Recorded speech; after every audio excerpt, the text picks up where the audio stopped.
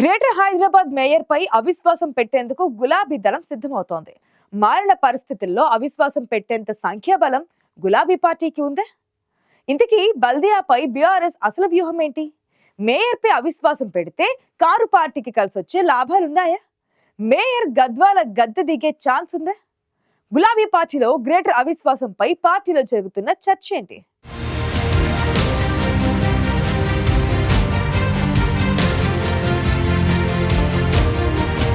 అధికారంలోకి వచ్చిన రెండోసారి గ్రేటర్ మేయర్ పీఠాన్ని దక్కించుకున్నది గులాబీ పార్టీ. బీఆర్ఎస్ పార్టీలో మేయర్ పదవి కోసం చాలా మంది పోటీ పడ్డా సీనియర్ నేత కేకే లాబియింగ్ తో ఆయన కూతురు గద్వాల విజయలక్ష్మికి అవకాశమిచ్చారు కేసీఆర్.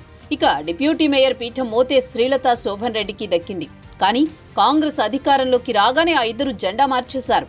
దీంతో మేయర్, డిప్యూటీ మేయర్లను గద్దెదించేందుకు బీఆర్ఎస్ ప్లాన్ చేస్తోంది. జీహెచ్ఎంసీ పరిధిలోని పార్టీ ఎమ్మెల్యేలు, ఎమ్మెల్సీలతో ఇటీవల పార్టీ వర్కింగ్ ప్రెసిడెంట్ కేటీఆర్ జూబ్లీహిల్స్లోని తలసాని శ్రీనివాస్ యాదవ్ ఇంట్లో సమావేశమయ్యారు. బీఆర్ఎస్లో పదవులు దక్కించుకుని ప్లేట్ ఫిరాయించిన గ్రేటర్ నేతలపై బీఆర్ఎస్ అధిష్టానం ఆగ్రహంతో ఉంది. మేయర్, డిప్యూటీ మేయర్ని ఎలాగైనా పదవి నుంచి దించాలని పార్టీ కార్పొరేటర్లు ఎన్నోసార్లు అధిష్టానం దృష్టికి తీసుకొచ్చారు. జీహెచ్ఎంసీ చట్టం ప్రకారం 4 ఏళ్ల తర్వాతే మేయర్, డిప్యూటీ మేయర్పై అవిశ్వాస తీర్మానానికి అవకాశం ఉంది. జీహెచ్ఎంసీ ఎన్నికలు డిసెంబర్లో జరిగాయి. కానీ 2021 ఫిబ్రవరి 11న మేయర్, డిప్యూటీ మేయర్ పదవీ బాధ్యతలు చేపట్టారు. దీంతో వచ్చే నెల 10వ తేదీతో వీరి పదవీ కాలం 4 ఏళ్లు పూర్తవుతుంది.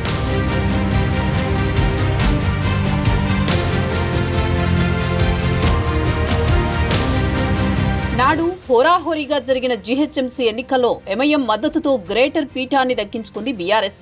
బల్దియాలో మొత్తం 150 మంది కార్పొరేటర్లలో 2 ఎమ్మెల్యేలుగా గెలిచారు, మరో 2 మరణించారు. దీంతో ప్రస్తుతం 146 మంది కార్పొరేటర్లు ఉన్నారు. 50 మంది ఎక్స్ అఫీషియో సభ్యులతో కలిపి మొత్తం 196 మంది బల్దియా కౌన్సిల్ సభ్యులుగా ఉన్నారు. అంటే వీరిలో 98 మంది అవిశ్వాస తీర్మానం కోసం సంతకాలు చేసి హైదరాబాద్ కలెక్టరేట్ కు అందజేయాల్సి ఉంటుంది. అవిశ్వాస తీర్మానం పెట్టాలని భావిస్తున్న బీఆర్ఎస్ కు 42 మంది కార్పొరేటర్లు, 29 మంది ఎక్స్ అఫీషియో సభ్యులు ఉన్నారు. అవిశ్వాస తీర్మానం పెట్టాలంటే బీఆర్ఎస్ కు మరో 27 మంది సభ్యుల మద్దతు కావాలి. ఎంఐఎం ఇప్పటికే కాంగ్రెస్ పార్టీతో చేతులు కలిపింది. దీంతో కారు పార్టీకి ఎంఐఎం సహకరించే పరిస్థితి లేదు. ఇక మిగిలింది బీజేపీ, బీఆర్ఎస్ మాత్రమే. మారిన రాజకీయ పరిస్థితుల్లో బీజేపీతో కలిసి గులాబీ పార్టీ అవిశ్వాస తీర్మానం ప్రవేశపెట్టే ఛాన్స్ ఉందా అనే చర్చ పొలిటికల్ సర్కిల్స్ లో జరుగుతోంది.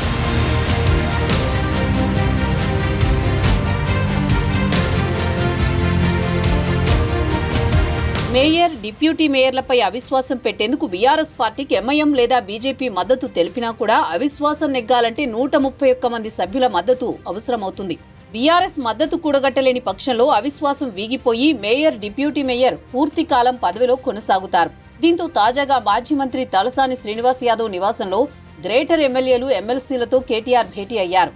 ఈ సమావేశంలో జీహెచ్ఎంసీ మేయర్, డిప్యూటీ మేయర్పై అవిశ్వాసం పెట్టే అంశంపై చర్చ జరిగినట్లు తెలుస్తోంది. జీహెచ్ఎంసీ అవిశ్వాసం అంశంపై కేటీఆర్ కీలక కామెంట్స్ చేశారు.